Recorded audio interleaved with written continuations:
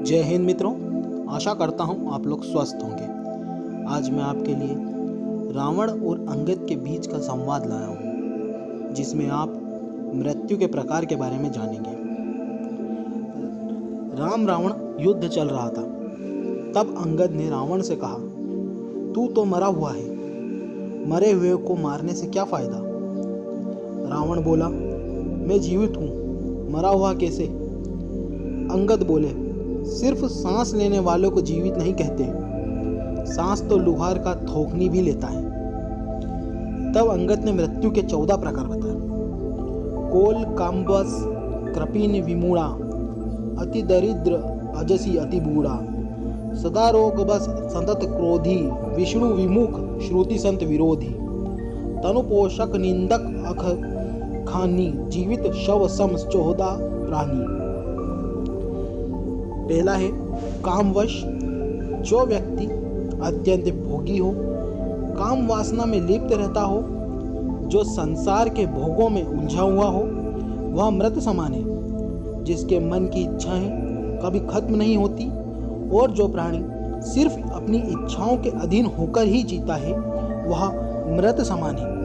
वह अध्यात्म का सेवन नहीं करता है, सदैव वासना में लीन रहता है। दूसरा है वाम मार्गी, जो व्यक्ति पूरी दुनिया से उल्टा चले, जो संसार की हर बात के पीछे नकारात्मकता खोजता हो, नियमों, परंपराओं और लोक व्यवहार के खिलाफ चलता हो, वह वाम मार्गी कहलाता है। ऐसे काम करने वाले लोग मृत समान माने गए हैं। तीसरा कंजूस, अति कंजूस व्यक्ति भी मरा हुआ होता है। जो व्यक्ति धर्म कार्य करने में, आर्थिक रूप से किसी कल्याणकारी कार्य में हिस्सा लेने में हिचकता हो, दान करने से बचता हो, ऐसा आदमी भी मृत समान ही है। चौथा है अति दरिद्र, गरीबी से सबसे बड़ा श्राप है। जो व्यक्ति धन, आत्मविश्वास, सम्मान और साहस से हीन हो, वह भी मृत ही है। अत्यंत दरिद्र भी मरा हुआ है। गरीब आदमी को दुत्कारना नहीं चाहिए, क्योंकि वह पहले ही मरा हुआ होता है। दरिद्र नारायण मानकर उनकी मदद करनी चाहिए। पांचवा है विमूढ़, अत्यंत मूढ़ यानी मूर्ख व्यक्ति भी मरा हुआ ही होता है। जिसके पास बुद्धि विवेक ना हो, जो खुद निर्णय ना ले सके, यानी हर काम को समझने या निर्णय लेने में किसी अन्य पर आश्रित हो, ऐसा व्यक्ति भी जीवित होते हुए मृतक समान ही है। मूढ़ अध्यात्म को नहीं समझता। अब छठा है अजसी, जिस व्यक्ति को संसार में बदनामी मिली हुई है, वह भी मरा हुआ है। जो घर, परिवार, कुटुंब, समाज, नगर, राष्ट्र किसी भी इकाई में सम्मान नहीं पाता, वह व्यक्ति भी मृत समान ही है।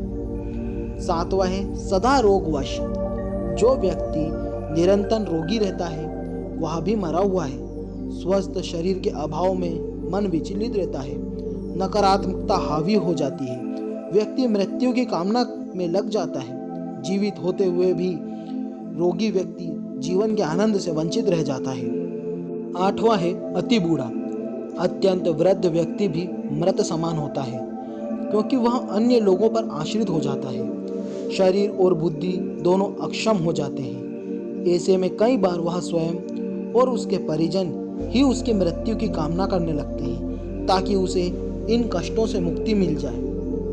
नौवां है सतत क्रोधी, 24 घंटे क्रोध में रहने वाला व्यक्ति भी मृतक समान ही है। ऐसा व्यक्ति हर छोटी बड़ी बात पर क्रोध करता है।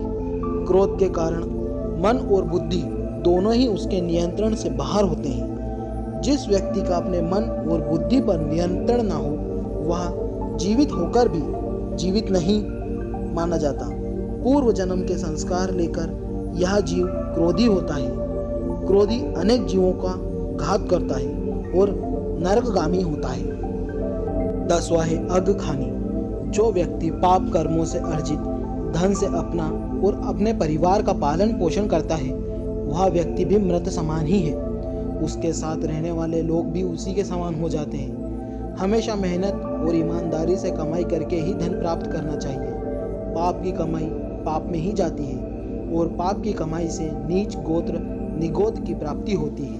11वां है तनु पोषक, ऐसा व्यक्ति जो पूरी तरह से आत्मसंतुष्टि और खुद के स्वार्थों के लिए ही जीता हो, संसार के किसी अन्य प्राणी के लिए उसके मन में कोई संवेदना ना हो, ऐसा व्यक्ति भी मृतक समान ही है। जो लोग खाने पीने में, वाहनों में, स्थान के लिए हर बात में सिर्फ यही सोचते हैं कि सारी चीज़ें पहले हमें ही मिल जाए, बाकी किसी अन्य को मिले ना मिले, वो मृत समान होते हैं। ऐसे लोग समाज और राष्ट्र के लिए अनुपयोगी होते हैं। शरीर को अपना मानकर उसमें रत रहना मूर्खता है, क्योंकि यह शरीर विनाशी है, नष्ट होने वाला है। 12वां है निंदक।